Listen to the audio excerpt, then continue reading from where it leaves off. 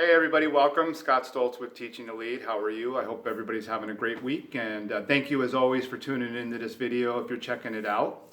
A question that came up to me recently, and I thought it was a good one, was I was talking to somebody about doing a talk and sharing some information about leadership and leading ourselves, and the person said, if you could pick just one or two, at most two, topics or principles that you teach or share to share in a talk or a workshop, which ones would it be? What one or two principles would you share?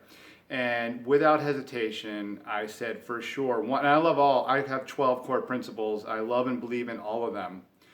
But one that I would make sure I always talked about, if I had to wean it down to one or two, would be courage.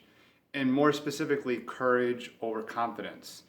And so confidence is really important, right? We look up to, we admire people who carry themselves with confidence, who have confidence, and that's a great trait.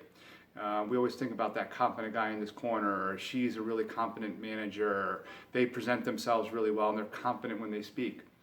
Confidence, in my experiences over the years in learning, comes from repetition and practice and getting better at things, right? I always use the analogy when I'm talking about confidence where it's like a golfer, a professional golfer. Let's pick like the obvious ones like Tiger or Phil Mickelson.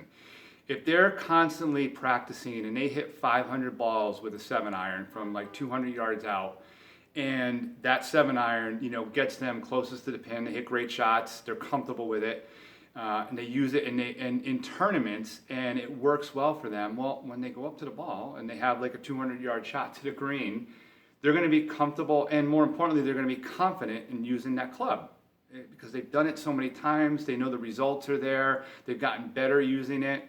That's great. That's really important. That's how you develop confidence. It's just like, speaking and public speaking. The more we do it, the better we get at it. And then after a while, after 6 months, a year, several years, it's always something we need to get better at, but we get more confident in how we're delivering things by repetition and practice.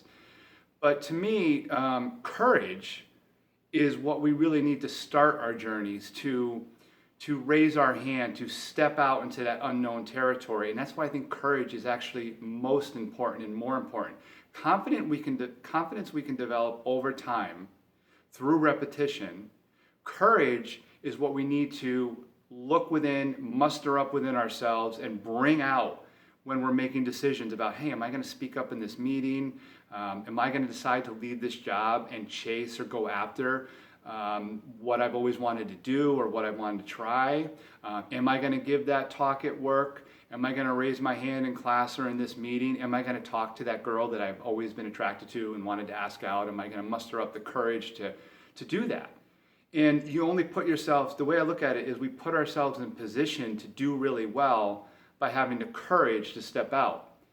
Versus, confidence, which again is something that you get over time as you do things more and more. I think back to when I was working in one of my corporate jobs, and I was very nervous about going to some management folks. There was a project going on, and I was very nervous about going to some management folks who were well above me and proposing on some ideas. And I psyched myself up and I talked to myself. I said, you know what?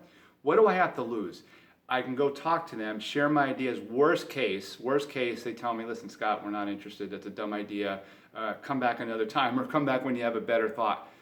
No big deal. It's not ideal, but I'm like, screw it. I'm mustering up the courage. I'm going to go do this. And you know what? It didn't turn out so bad. They listened to me, and it didn't lead to a full implementation, but some of my ideas were incorporated into some of the work that we were doing that never would. In my book, that had nothing to do with confidence. That had everything to do with courage to say, you know what, screw it, I'm going to go ask this question, or I'm going to put it on the table. It's the same thing we need to do in life, right? We need to muster up the courage to start something new, to go after, to get out of that unhealthy relationship, to move, to make a change in a career or a job. And confidence comes in all the other activities and things that you do. The more you do it, whether it's hitting a golf shot or giving a talk or a speech or whatever. So just keep that in mind, that courage we need to muster up and have and carry with us at so many points in our life when we're making decisions. And confidence is something we gain over time because we get better at stuff and we get more comfortable at it. So I always say, think about courage first. Courage over confidence, and carry that and think about it and pull it out where you need to. You're going to do really well, and you're going to it's not going to work out every time, but you're going to put yourself in a position where good things will happen to you. So just a thought, keep that in mind. Think about courage. Courage over confidence. Confidence is good, but courage is really necessary, and it's what gets us to that next level.